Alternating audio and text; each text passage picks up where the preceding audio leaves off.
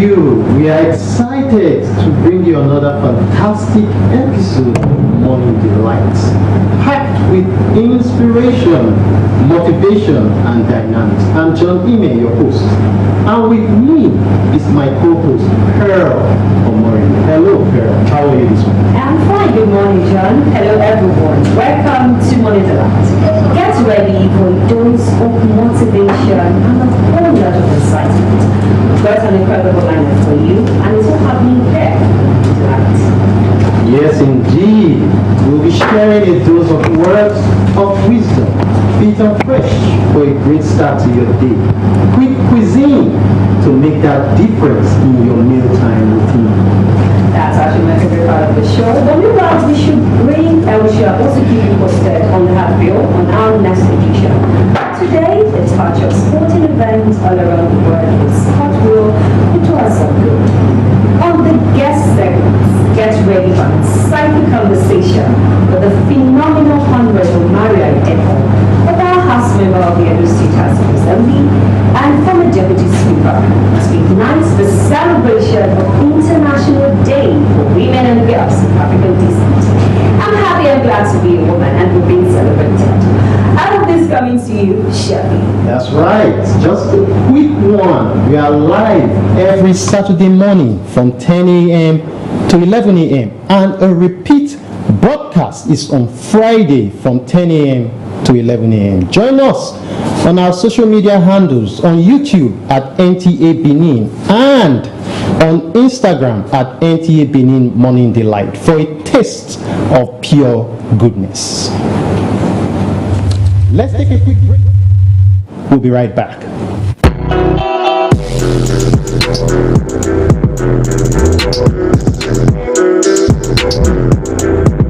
Let's start with words of wisdom, a time for reflection.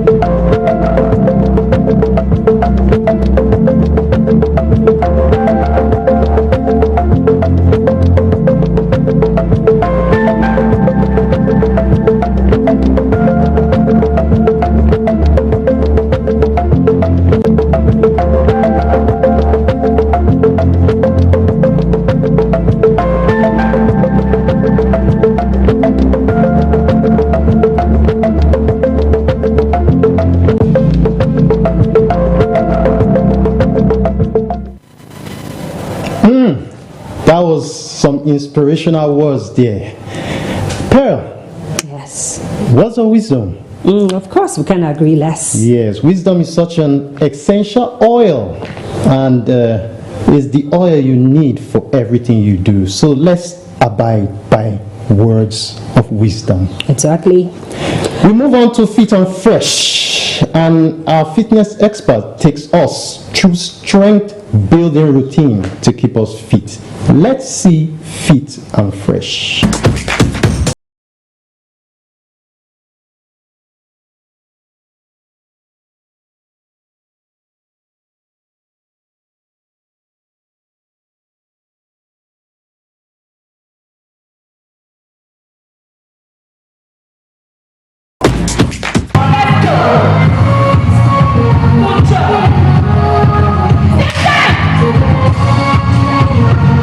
Are you ready to transform your body and mind? Fit and Fresh today focuses at strength exercises, also known as resistance training, a vital component of overall fitness, contributing to increased muscle mass, improved bone density, and enhanced functional fitness. Regular strength training offers numerous benefits, including weight management, improved mental well-being, while also reducing the risk of chronic conditions like diabetes and hypertension, to mention a few. Our fitness coach walks us through.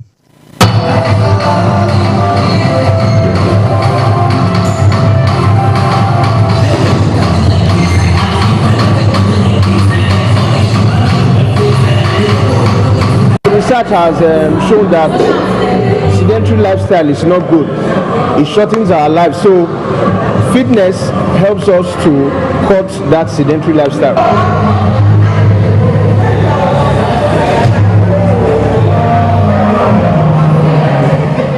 You know, all those people that work in offices where they sit for long hours, press phone, or they are always watching television. It's not very good at all. It reduces your lifespan. But fitness now will help you. You know, if you sit down for a very long time, it's advised you stand up, you walk around, so that you wouldn't be so inactive. Now, where fitness helps is most of us are not aware that food we eat, certain things we do affect our health. So working out and living a healthy lifestyle will help us a long way. The gym now will create an avenue where you could walk out, sweat out those toxins out your body.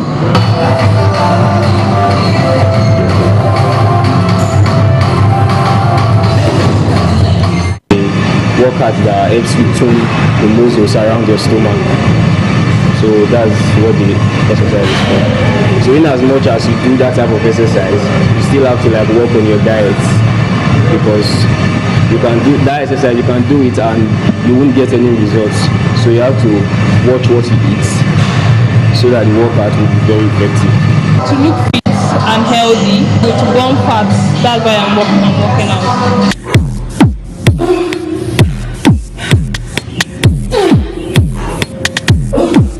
By including strength exercises into your fitness routine can have a significant impact on your overall health and well-being. Get started today and see the benefits for yourself.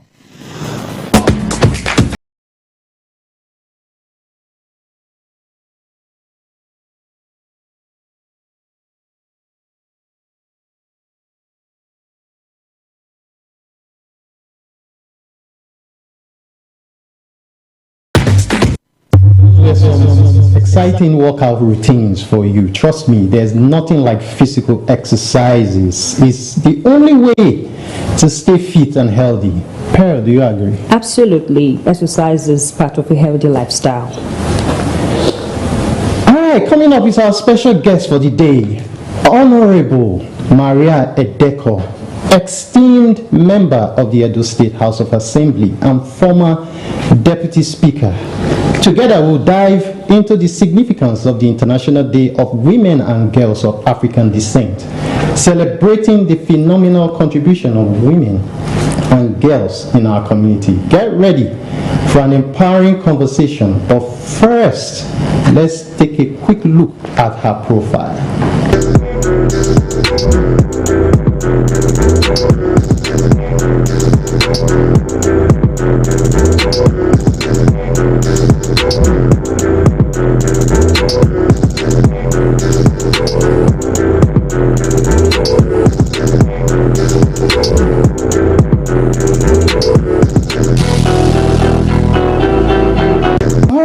Welcome back to the studios.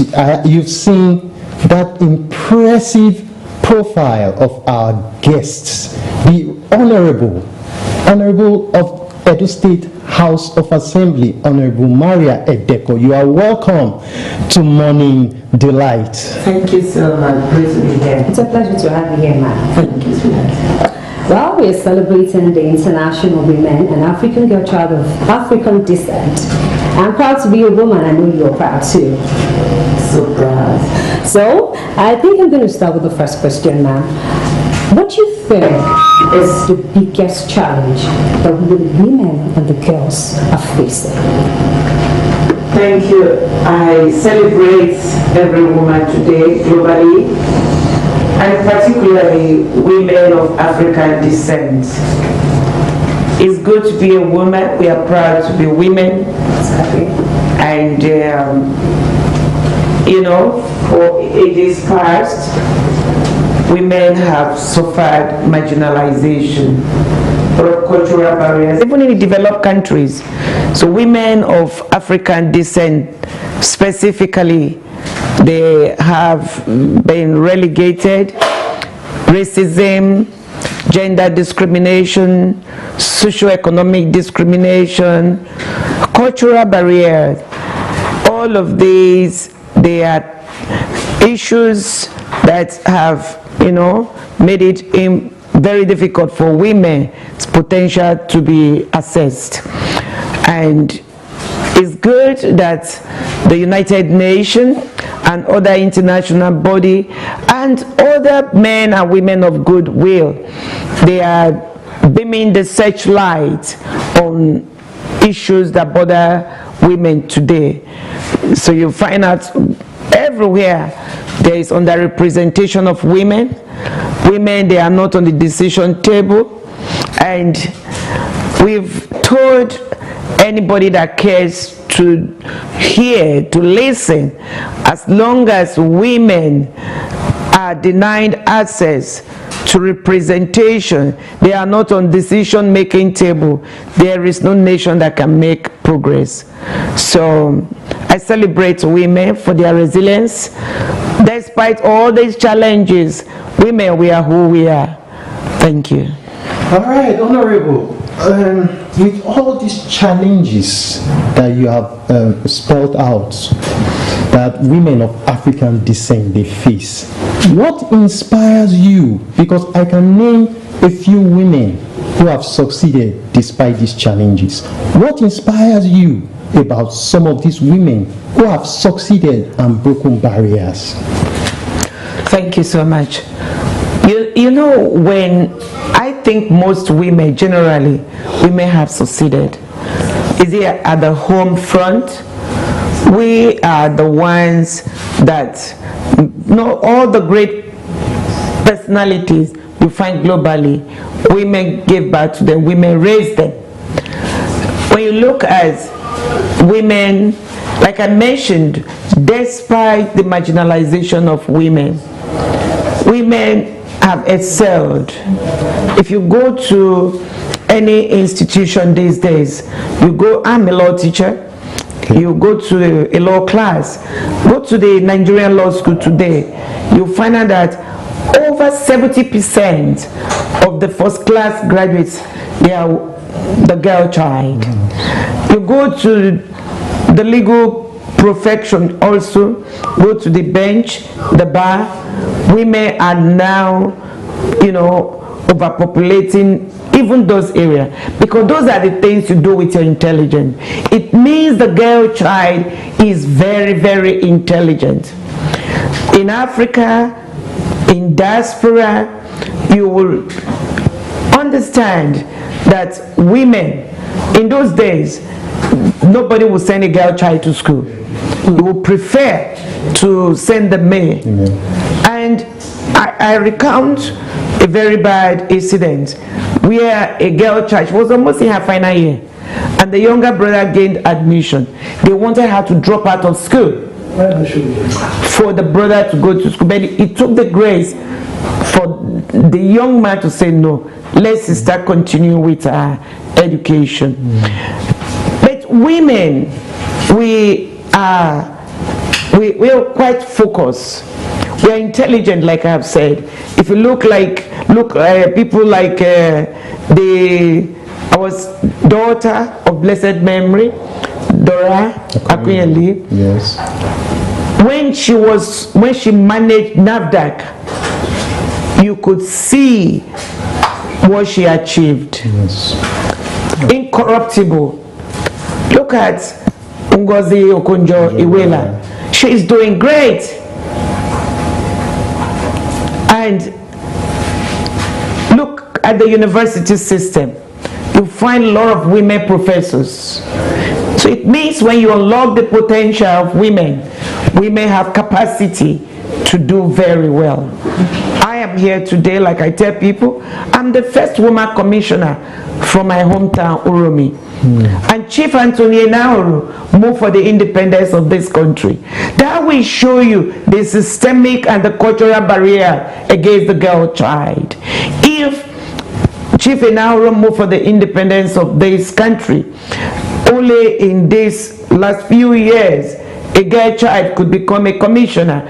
I'm the first woman parliamentarian from East and Northeast. That's impressive. It shows you the odds against women. And when you look at the hurdles you need to pass as a woman to get to where the men are, you will need almost 10 times the effort of a man. Well, all of these, the country suffer for it. You go to the diaspora, the challenges the women of African descent suffer is outweigh that of the men. So a lot of women, they are doing very well. If you go to countries like Rwanda, you know, that country experienced genocide. As an African nation. But after the genocide, they realized their error. And the constitution of Rwanda today, the way it's crafted, the women have about 30% inclusion. You have persons with disability, you have youth, you have the professionals. Even after the election, the minority that the opposition that failed in the election, a certain number of them, they are brought into government. So that is why Rwanda has become a global example of a country that have, you know, made great strides in terms of development. It shows that inclusion is very germane for the development of any nation. So women, we always excel, they excel in everything you do when you are talking about competence. But you know, in terms of politics in this part of the world, it is not about your competence. The people at the decision table that we choose whether a woman can be a candidate in an election or not, they are the men, because they've been there for ages and they tell you it's power struggle. But so when we in the gender palace, we tell them that two persons of unequal strength, that is not equitable. When you put them on the same pedestal and you tell them to, you know, to struggle for anything, that is not equitable, that is not fair. So we may have huge capacity to do well if we unlock their potential. That was really insightful, Honorable. I would have been angry if you didn't mention your name and your profile when we're calling out those women. Thank you. Well, moving on with the question, you said something about these women having a lot of challenges trying to forge ahead, especially aspect of politics, leadership, education, and what have you. Now, how do you think we can create more opportunities for these women to express the full potential and achieve their goals? Like you said, two individuals of equal strength. Let them go there. How can you create this opportunity for them to be able to diversify into any of the aspects of life they want to? Thank you. You know, like I said, that women are very intelligent. And I have said, if it is something you need to do with just your intelligence, women, they are very great, you know. Today, at the National Assembly, in the House of Rep, there is a bill that is being sponsored by the Deputy Speaker at the House of Representatives, Kalu. The bill is talking about reserved seats for women. Because when you look at the countries that are doing well in terms of women representation today, they have been deliberate, they've been intentional in solving their problem. One of the homegrown approach the House of Rep is adopting is to create reserved seats for women. What is this reserve seat all about? The reserve seat is saying that women can contest for the regular seats, the normal ones. But in addition to that, because they are marginalized group, because they are disadvantaged, because they are not on the decision table where you pick who and who can contest in an election, that we should have 1 seat per state at the level of Senate plus FCT. That will be 37 seats that women will contest for exclusively. A woman in APC, a woman in PDP, a woman that is in Labour, in any party. It will just be only women that will contest for that 1 seat per state at the Senate level. Then at the House of Rep level, 1 seat per state, 1 in FCT. That is another 37. At the state level, each state will be divided into 3 senatorial districts, 1 woman from each senatorial district. That would be 108.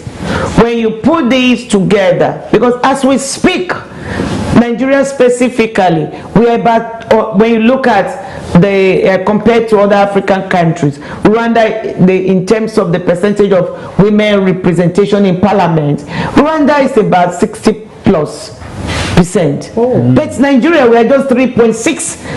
We have 3.6 representation of women in parliament, which is abysmally low. To have a cure for that, that is why we are talking about the reserve seat. It's going to go through the House of Rep, and we are talking to our sons that are in the majority. Women are the greatest number of people that vote in an election.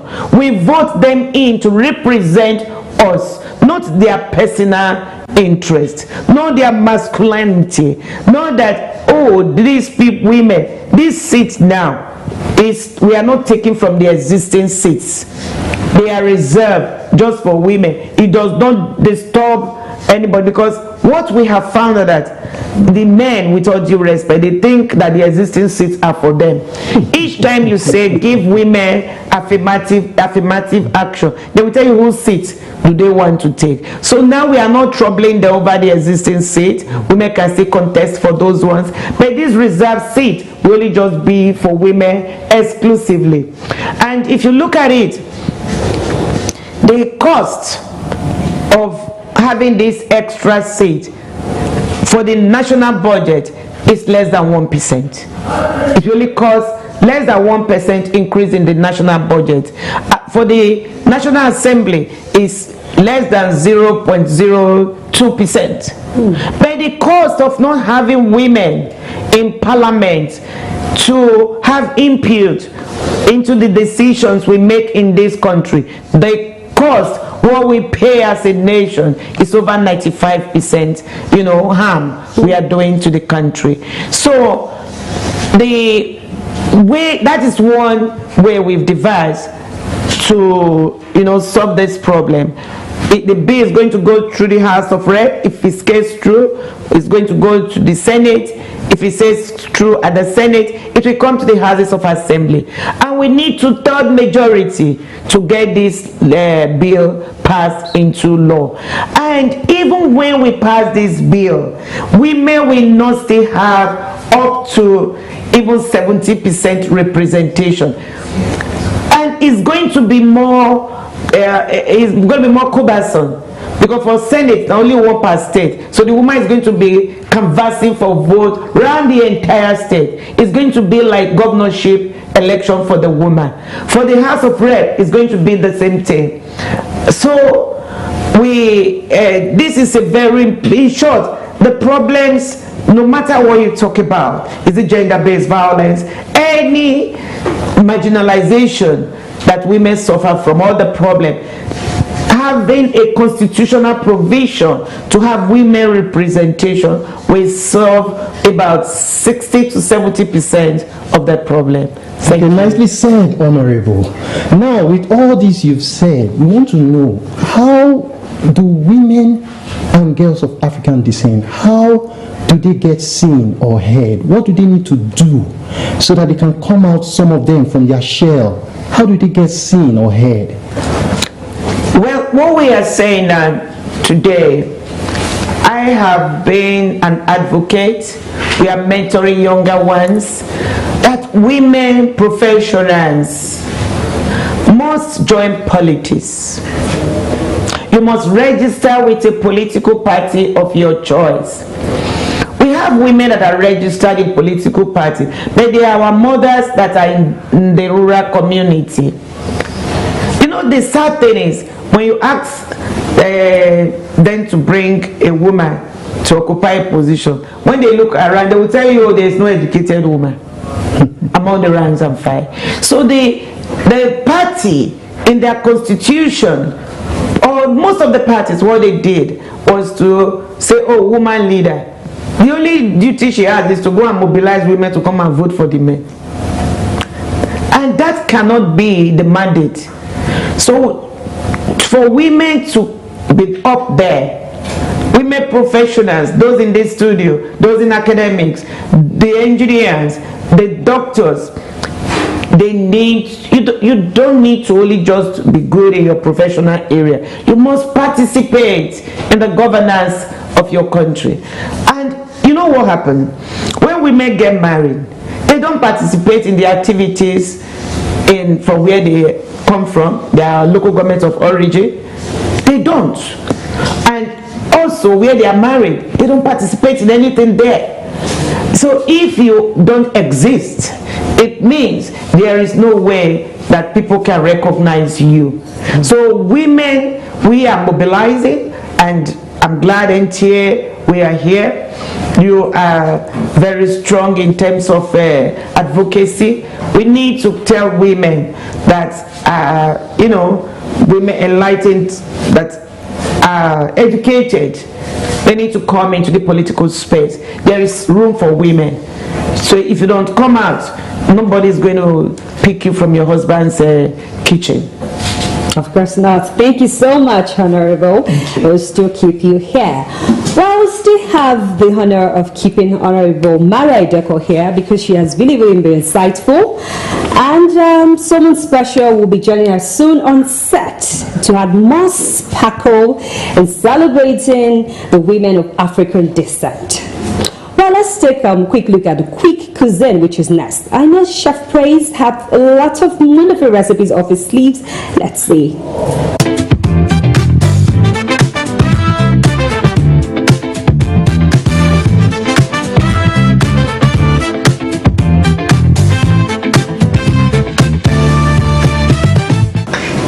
Hello and welcome to Quick Cuisine segment of the Morning Delight Show here on NTA. I am Praise Audio, the chef for today. So today we'll be cooking yam and beled next sauce, and trust me, this is a meal that you would want to have for either breakfast, lunch or dinner. And you can also have it 3 times a day without getting tired of it because I love it so much. Now we'll be going through our ingredients without wasting so much time. This here is our garden egg, tomato and pepper. We actually steamed it already for like 5 minutes, then we pounded it with our local mortar and pestle, a very small one that we used to pound other ingredients, other dry ingredients and all of that. So this is it here. We have our chopped onions, we have our fish and crayfish, prawn. They are all dry. You can also use frozen, but I prefer this to that here. So this is smoked fish, very nice and delicious. It gives the food a great aroma. This is groundnut oil. You can also use palm oil, but today we'll be going for groundnut oil. This is salt, as we all know, and this is seasoning cubes. Lastly, this is the yam, already in the pot. So we'll be going straight to cooking.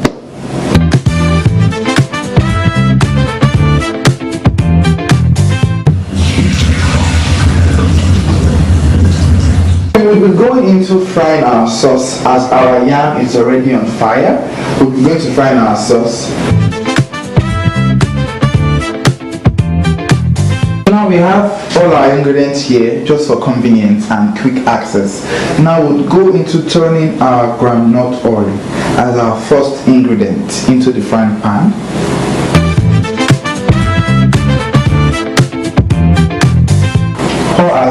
quantity as you want, depending on what you are frying.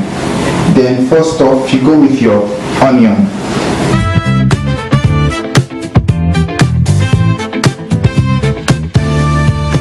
You stir.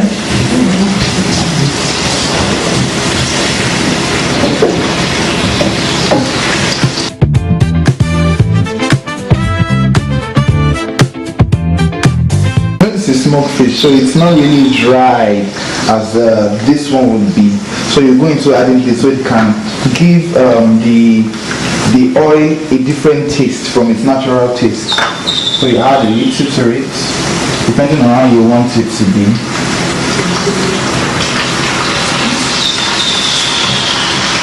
It's fine for me.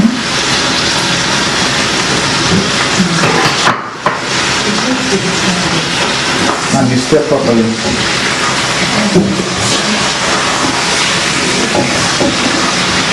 This is the first one. We go again for the second round. Then we see how it goes through. Then we leave to fry for a bit.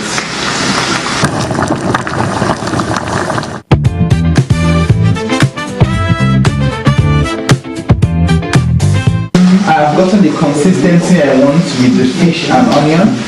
So without wasting so much time, I'll just go to adding my already steamed and pounded garden eggs, tomato and pepper.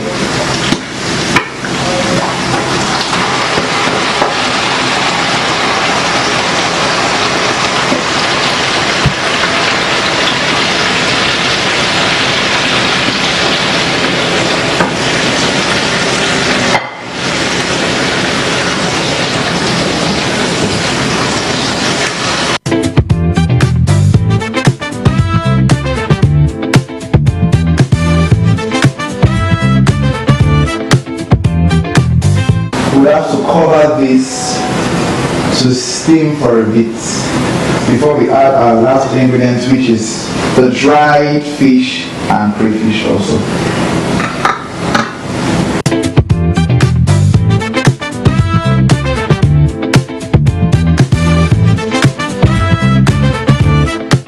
So let's try it and see how it looks.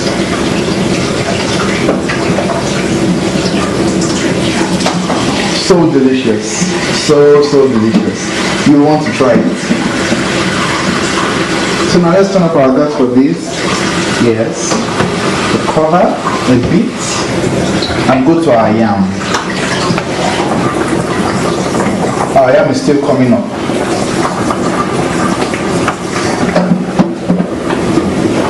Let's give it another 5 minutes to boil, then we'll come back to check it.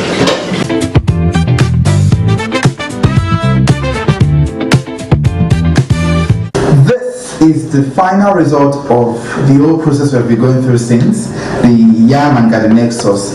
This is what it looks like, very delicious. That's all we can take for today. Thank you for joining us. See you next time.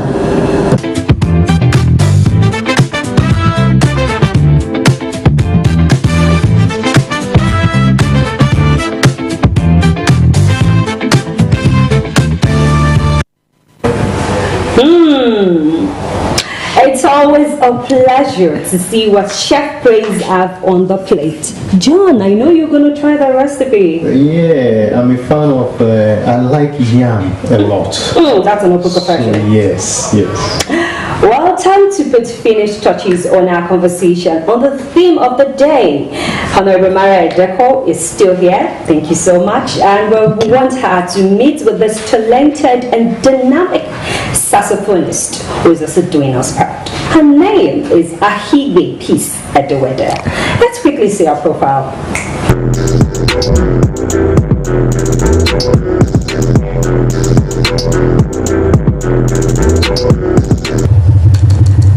Well, let's see the delectable Peace Sax.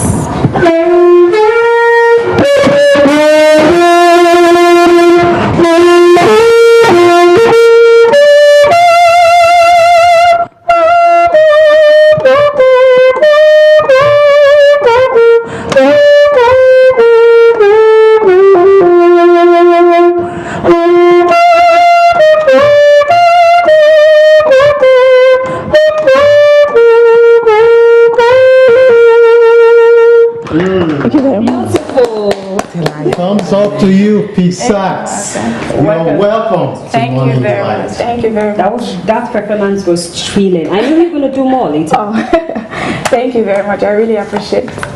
Now, Peace, you're welcome again to the show. Thank you, sir. I want to know, as an instrumentalist, Okay. how do you use your talent for music to empower women of African descent?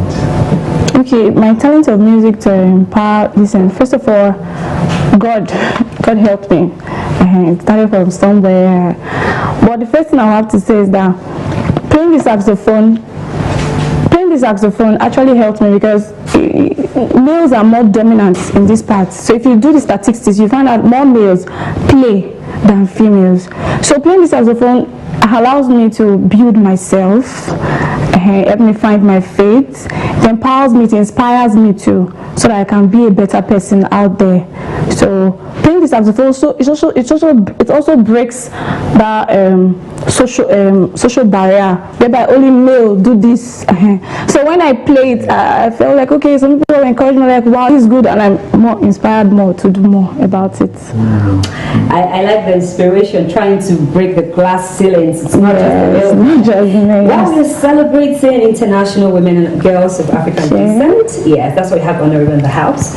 But from your very interesting profile, says you're an educationist. Yes. Educationist, how do you balance this with the SAS business? Of course, it's not always easy, but time management. I had to balance my time and discipline. Yes, I remember when I was in school, I have to go for classes, come back. When others are resting, I have to rehearse because you need to. But there's a friend of mine. Okay, can I call his name? Okay, I remember I was at he always tell me, you have to rehearse, you have to rehearse, you have to. Okay, I'm like, okay, I'll have to rehearse. So constantly rehearsing helped me this far. Okay, what inspires your music? Okay, what creativity? My desire. First of all, my interest. I remember the first time I heard someone play saxophone. I was walking towards the classroom, so I heard the sound. I actually left what I was doing to follow the sound. So when I got there, I actually saw a guy playing the saxophone. I was like, I want to learn this thing. He thought I was actually joking, so I kept on disturbing him. So first of all, it was my interest, my passion, my desire for it. That's what inspired me to learn it. Okay, the desire, the interest, everything. Yes. Of course, that's what every woman out there needs to grow. Peace. You heard the sound of the saxophone. Exactly. I heard the sound of where we're coming in and the interest grew. Celebrating women of African descent now, can you give the women something special? Oh, Yes. No, I won't. okay, all right.